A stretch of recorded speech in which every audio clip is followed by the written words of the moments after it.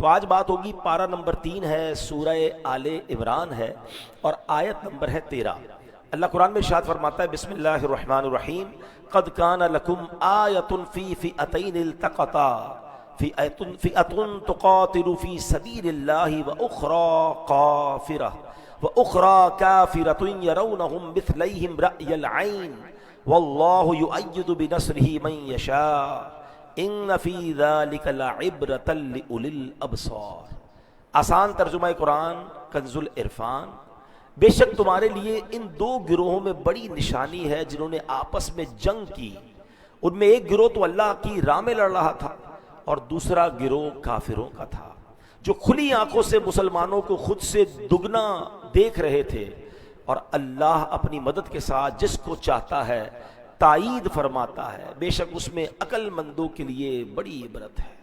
غزوہ بدر کی طرف اور جو اس میں اللہ کی مدد آئی اس کی طرف کیا خوبصورت اشارہ ہے، سبحان اللہ۔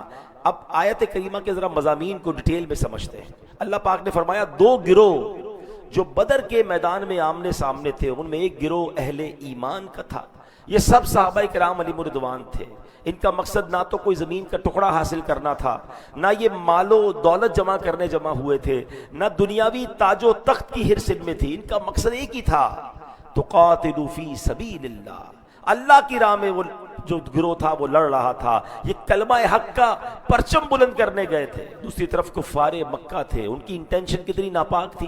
آپ کو پتہ ہے غزوہ بدر میں جو کفار مکہ تھے ان کا پلان یہ تھا کہ یک بارگی مسلمانوں پر ایک ایسا حملہ کر دیں کہ دنیا میں کوئی اللہ کا نام لینے والا باقی نہ بچے، because that time there were only 313 مسلمین، اس وقت صرف 313 مسلمان تھے۔ یعنی نبی پاک علیہ السلام کی اس دعا کو یاد رکھے، بے شک خواتین مدینے میں موجود تھی مگر all together اگر آپ ایک فگر لائیں کہ مسلمان کتنے تھے، مرد کتنے تھے، تو نبی پاک نے 17 رمضان سے پہلے کی جو رات تھی نا، شب بدر، اللہ سے جو تاریخی دعا فرمائی تھی، بڑے رو رو کر گریہ وزاری کے ساتھ اللہ کی مدد کو پکارا تھا، وہاں ایک الفاظ، ایک جملہ نبی پاک نے ارشاد فرمایا کہ یا اللہ اگر آج یہ 313 جو صحابہ کرام ہیں بدر کے میدان میں یہ مارے گئے تو پھر دنیا میں تیرا نام لینے والا کوئی نہ ہوگا۔ ایکچولی یہ پلان تھا کفار کا کہ سب کو ایک ساتھ ہی معاذ اللہ شہید کر دیا جائے، مگر جب سبحان اللہ اللہ کی مدد آتی ہے تو کیسے آتی ہے۔ اب غزوہ بدر میں بہت ساری امداد ہوئی۔ سب سے پہلے تو یہ سوچیں، سامان نہیں ہے، ہتھیار نہیں ہے، گھوڑے نہیں ہیں، تعداد تھوڑی ہے، ادھر 313 کا لشکر ہے اور سامنے 1000 کا وہ لشکر جو فل ٹرینڈ ہے، فل ایکوپڈ ہے۔ آج اس وقت دنیا میں جو معاملات چل رہے ہیں، جو جنگ کی کیفیت ہے، لوگ کیلکولیشن کر رہے ہیں، اعداد و شمار دیکھ رہے ہیں کہ اس ملک کے پاس اتنے ہتھیار ہیں، اس ملک کے پاس تو یہ سب کچھ ہے ہی نہیں، میزائل ہیں تو روکنے کے لیے نہیں، ایئر فورس ہے تو اس کو ریٹیلیٹ کرنے کے لیے کچھ نہیں ہے، یہ ملک یا یہ علاقہ یا یہ چیز تو ختم ہو جائے گی۔ یہ سب چیزیں دنیاوی کیلکولیشن ہے۔ ہم مسلمان ہیں، ہمارا ایمان ہے کہ اگر اللہ پر بھروسہ ہو، کامل یقین ہو، 313 کا لشکر ہو اور ہتھیار بھی نہ ہو تو اللہ پاک غیب کے خزانوں سے ان کی مدد فرماتا ہے، پھر فرشتوں کے ذریعے مدد فرماتا ہے۔ اللہ اکبر۔ وہ کیا ہوا تھا، شاعر اس کا نقشہ کیسے کھینچتے ہیں، تھے ان کے پاس 2 گھوڑے، 6 زرہیں، 8 شمشیریں۔ کیا تھا، تھے ان کے پاس 2 گھوڑے، 313 کے لشکر میں 2 ہی گھوڑے تھے، اچھا 6 زرہیں، یعنی وہ 6 بلڈ پروف یوں سمجھ لے جیکٹ یا 6 لباس تھے، 8 شمشیریں، 8 تلواریں تھیں، اور لڑنا تھا 313 کے ویل ایکوپڈ لشکر سے جو پوری تیاری سے آیا تھا۔ شاعر کہتے تھے ان کے پاس 2 گھوڑے، 6 زرہیں، 8 شمشیریں، پلٹنے آئے تھے یہ لوگ دنیا بھر کی تقدیریں، نہ تیغ و تیر پر تکیا، نہ خنجر پر، نہ بھالے پر، بھروسہ تھا تو ایک سادی سی پیاری چادر والے پر۔ یہ لشکر دنیا میں سب سے انوکھا تھا، نرالا تھا کہ اس لشکر کا افسر مصطفیٰ لولاک والا تھا۔ اور پھر کیا ہوا، پھر جب بھروسہ تھا نا، یقین تھا، تو پھر اللہ کی طرف سے فرشتوں کے ذریعے مدد آئی۔ پہلے 1000 فرشتے آئے، پھر اس کو 3000 کر دیا گیا، پھر 5000 ہو گئے، اور فرشتوں نے جب مدد کی تو کفار پر وہ روب طاری ہو گیا. صحابہ کرام آ کر نبی پاک سے عرض کرتے تھے حضور ہم تلوار اٹھاتے ہیں اس سے پہلے کہ ہماری تلوار دشمن تک پہنچے اس کا سر کٹ جاتا ہے, حضور یہ کیا ہو رہا ہے؟ آقا نے فرمایا اللہ کی طرف سے فرشتوں کی مدد آئی ہے, یہ تیسرے آسمان سے مدد آئی ہے. کفار پر اس جنگ کے بعد یہ روب بیٹھ گیا کہ ہم مسلمانوں کو دنیا سے نہیں مٹا سکتے, کیونکہ جب یہ اپنے رب پر بھروسہ کر لیں, یہ رب پر یقین کر لیں, یہ پکے مسلمان ہو جائیں تو ان کا خالق و مالک پھر آسمان سے فرشتے نازل فرماتا ہے. یہ کفار تو سمجھ گئے, کاش ہم بھی سمجھ جائیں. اور پھر انہوں نے پلاننگ کیا کی کہ اگر مسلمانوں کو دنیا سے ختم کرنا ہے ان کے دل سے ایمان نکال لو, اللہ سے یقین نکال لو, اللہ پر بھروسہ نکال لو, اپنے نبی پر جان دینے کا جذبہ نکال لو, پھر یہ قوم کسی کام کی نہیں ہے. پھر ان کو جس طرح دبانا ہے دبا دو. اور آج یقین کریں اگر دنیا میں مسلمان پریشان ہے, دنیا میں مسلمان جہاں مغلوب ہو رہا ہے, اس کی وجہ یہ ہے کہ ہم نے وہ بھروسہ جو اللہ پر ریکوائرڈ ہے ہمارا اب وہ بھروسہ نہیں رہا. ہم اسباب پر, کیلکولیشن پر اور دنیا پر بھروسہ کرتے ہیں. شاعر مشرق نے لکھا نا, کیا کمال کی بات لکھی. لوگ بعض اوقات یہ سوال بھی کرتے ہیں کہ جناب دنیا میں مسلمان اتنا پریشان ہے, آج مدد کیوں نہیں آ رہی ہے, آج وہ سپورٹ کیوں نہیں ہو رہی ہے, آج فرشتے کیوں نہیں اتر رہے ہیں؟ تو ایک بات آج یاد رکھ لیں, رب وہی ہے جس نے بدر کے میدان میں فرشتے بھیجے تھے. رب آج بھی وہی ہے جس نے حضرت ابراہیم کے لیے دنیا کی بہت بڑی آگ کو باغ کر دیا تھا. میرا مالک آج بھی وہی ہے جس نے حضرت موسیٰ اور ان کے ساتھیوں کے لیے دریائے نیل میں راستہ نکالا تھا. لیکن وہ یقین ہمارا کم ہو گیا, وہ بھروسہ کم ہو گیا. وہ آج بھی فرشتے بھیج سکتا ہے. شاعر مشرق نے یہ پورا فلسفہ کس طرح بیان کیا, وہ کہتے ہیں فضائے بدر پیدا کر. What is the requirement? بدر والی فضا بھی تو پیدا کرو نا جو بدر والوں میں جذبہ تھا. فضائے بدر پیدا کر, فرشتے تیری نصرت کو اتر سکتے ہیں گردوں سے. کتار اندر کتار اب بھی فرشتے اتر سکتے ہیں. اگر آپ چاہتے ہیں کہ بہت بڑی آگ مصیبت کی کھڑی ہے, بہت بڑی پریشانی کی آگ کھڑی ہے, غموں کی آگ سامنے ہے, یہ آگ آج بھی باغ بن سکتی ہے. مگر اس کا فلسفہ کیا ہے, اس کی جناب تھیم کیا ہے, اس کا سینٹرل آئیڈیا کیا ہے؟ وہ کیا ہے کہ اگر آج بھی ہو ابراہیم سا ایمان پیدا. ایکچولی ریکوائرڈ کیا ہے؟ حضرت ابراہیم والے ایمان کو تو لے آؤ نا. ان کو آگ میں ڈالا جا رہا تھا تو ان کو تو فرشتوں نے آ کے کہا تھا اے ابراہیم ہم سے مدد نہیں مانگ رہے, اللہ سے تو مانگ لے. کیا جواب دیا تھا؟ میرا رب دیکھ رہا ہے نا, اگر اس نے بچانا ہوگا تو بچا لے گا. اور پھر کیسا بچایا؟ اگر آج بھی ہو ابراہیم سا ایمان پیدا, آگ کر سکتی ہے انداز گلستان پیدا. تو ہے میرے پیارے اسلامی بھائیوں, اس مبارک دن غزوہ بدر کی یاد جہاں منا رہے ہیں وہاں اپنے رب پر بھروسے کو بڑھانا ہے, اللہ سے دوستی پکی کرنی ہے, اللہ کے نیک بندوں میں ہمیں شامل ہونا ہے.